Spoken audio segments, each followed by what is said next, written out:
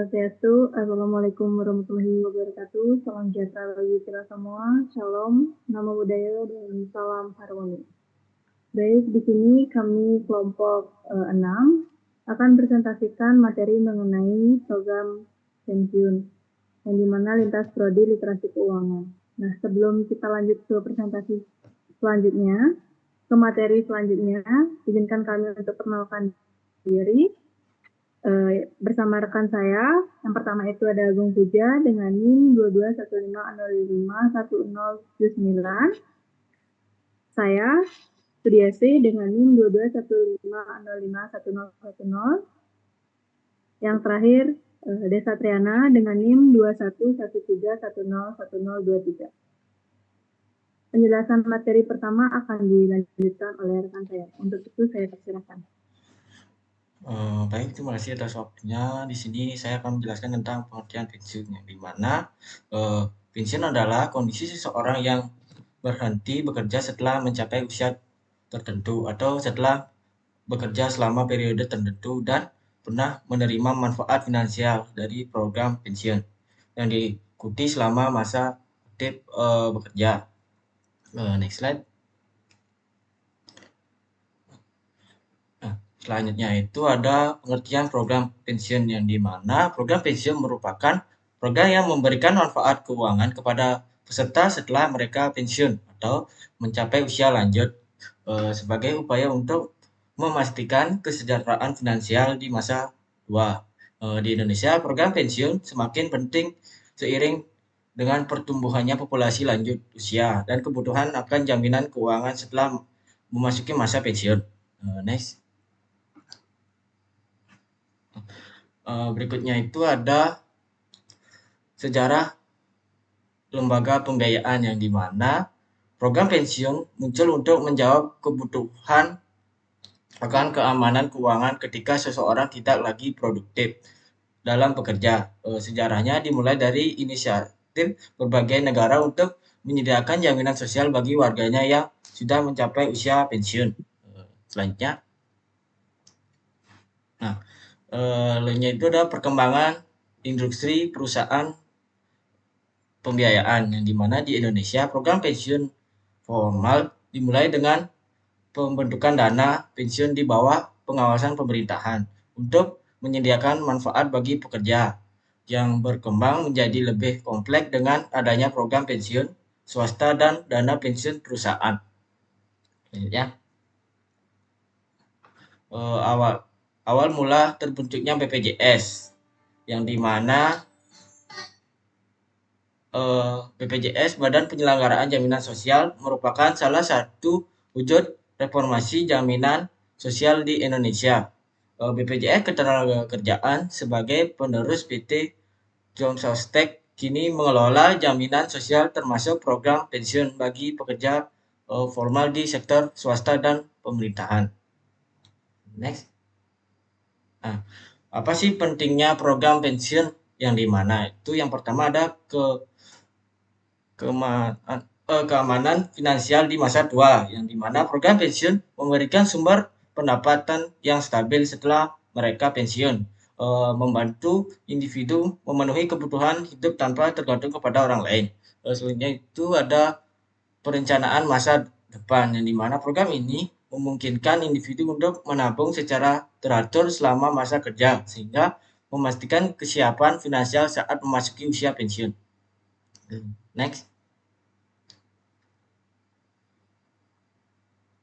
Nah, apa sih yang kita hadapi ketika kita tua nanti, yang dimana seseorang mencapai usia tua, banyak tantangan yang dihadapi termasuk berkurangnya produktivitas dan penghasilan. Program pensiun berperan penting untuk memberikan kepastian finansial agar orang dapat memenuhi kebutuhan hidup di masa tuanya. Next.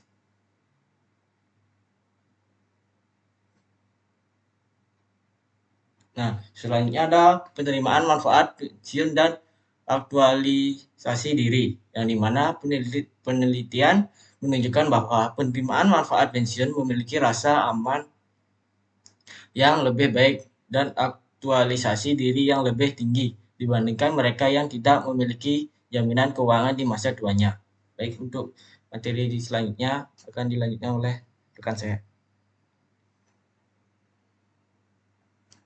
Baik, di sini saya akan menjelaskan materi selanjutnya, yaitu mengenai macam-macam program pensiun. Pada macam-macam program pensiun ini, terdapat dua macam program dana pensiun, yaitu program pensiun manfaat pasti atau disingkat dengan PPNP. Yang kedua, program pensiun iuran pasti atau disebut dengan PPIP. Pada program pensiun manfaat pasti, pensiun dengan manfaat yang telah ditentukan berdasarkan rumus tertentu biasanya tergantung pada masa kerja dan gaji akhirnya. Dapat diketerangkan siklus pengelolaan dana dengan skema PPNP ini terdiri dari atau pemberi kerja atau peserta membayar iuran normal dan peserta membayar iuran ke penyelenggara program pensiun, namun bila kekayaan bersih dana pensiun terlebih rendah dari kewajiban aktuarianya, maka pendiri atau pemberi kerja harus menambah iuran agar kekayaan bersih minimal sama dengan kewajiban aktuaria dengan cara membayar iuran tambahan. Kemudian kewajiban aktuarianya harus dihitung oleh aktuari adalah total dana yang dibutuhkan untuk membayar kewajiban pembayaran manfaat pensiun hingga pensiunan habis dihitung dengan nilai sekarang. Kemudian yang kedua itu ada kekayaan program pensiun harus diinvestasikan dan hasil investasinya setelah dikurangi dengan biaya-biaya, baik biaya investasi maupun biaya operasional, akan menambah kekayaan program pensiun tersebut. Kemudian yang terakhir yaitu manfaat pensiun dibayarkan sesuai dengan yang telah diatur dan diperjanjikan. Nah, yang kedua itu program pensiun iuran pasti atau disebut dengan PIP. Pensiun yang iuran ini ditentukan di muka dan besarannya manfaat pensiun ditentukan berdasarkan akumulasi iuran beserta hasil investasinya.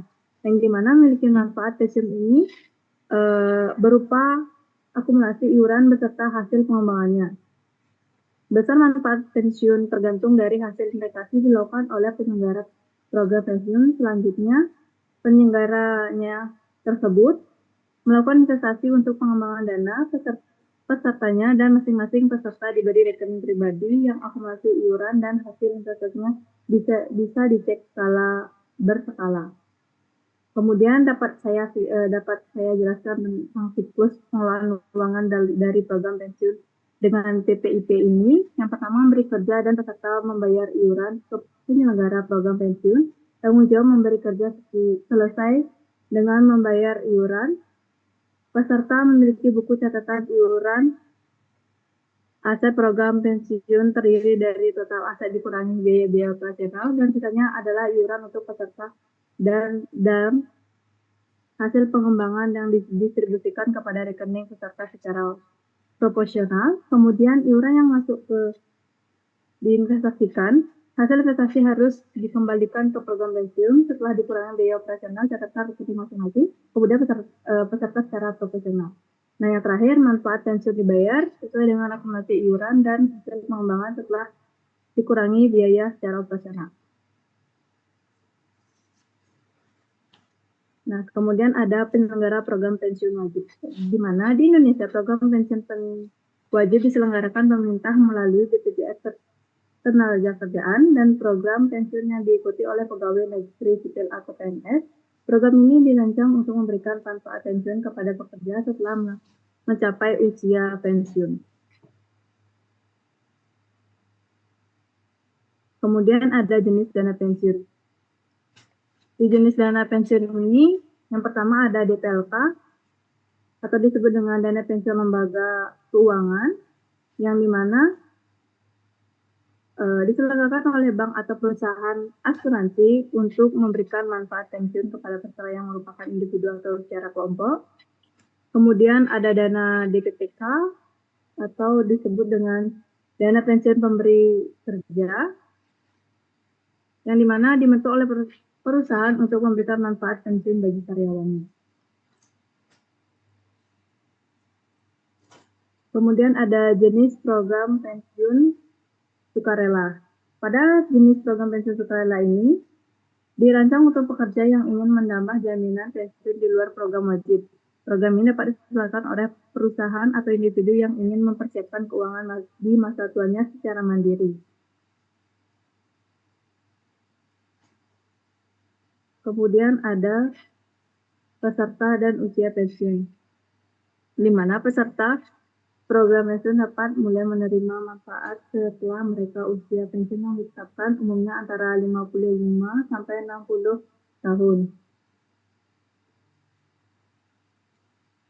Kemudian iuran.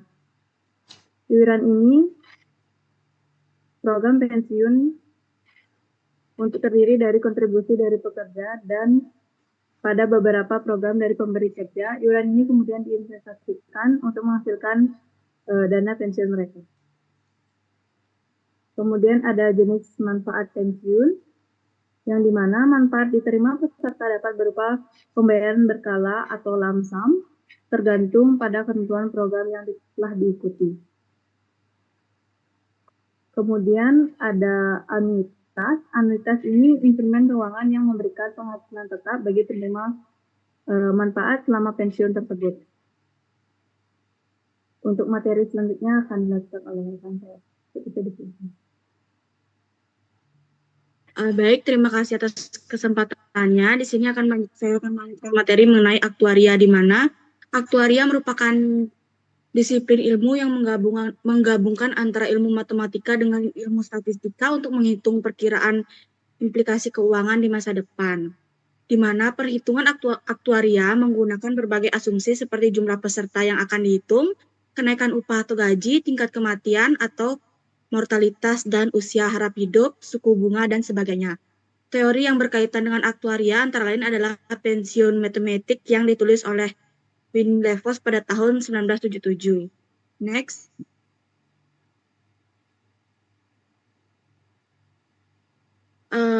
Materi berikutnya adalah mengenai organ dana pensiun, di mana organ dana pensiun ini terdiri dari pengelolaan peserta dan pengawasan yang berfungsi untuk memastikan dana pensiun dikelola dengan baik. Dalam melakukan pengelolaan dana pensiun ini, terdapat pihak-pihak yang terlibat, yaitu pendiri, mitra pendiri, pengurus, dewan pengawas, serta pelaksana tugas pengurus. Next.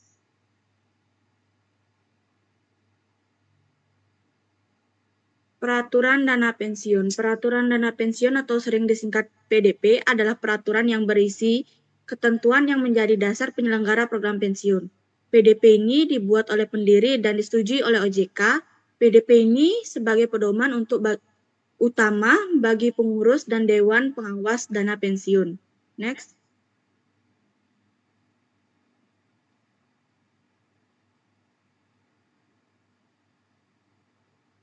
Proses bisnis dana pensiun, di mana proses bisnis dana pensiun melibatkan pengumpulan iuran, pengelolaan investasi, serta pembayaran manfaat pensiun sesuai dengan ketentuan program.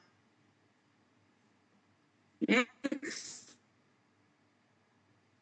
Asas penyelenggaraan program pensiun. Program pensiun diselenggarakan berdasarkan asas keadilan, akuntabilitas, dan transparansi dengan tujuan melindungi kepentingan bersama. Next.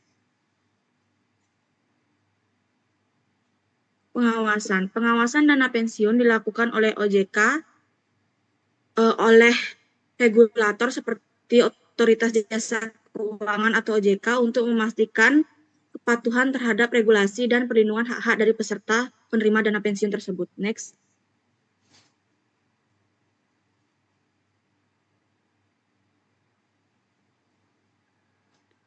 Baik, sekian dari saya kembalikan kepada moderator.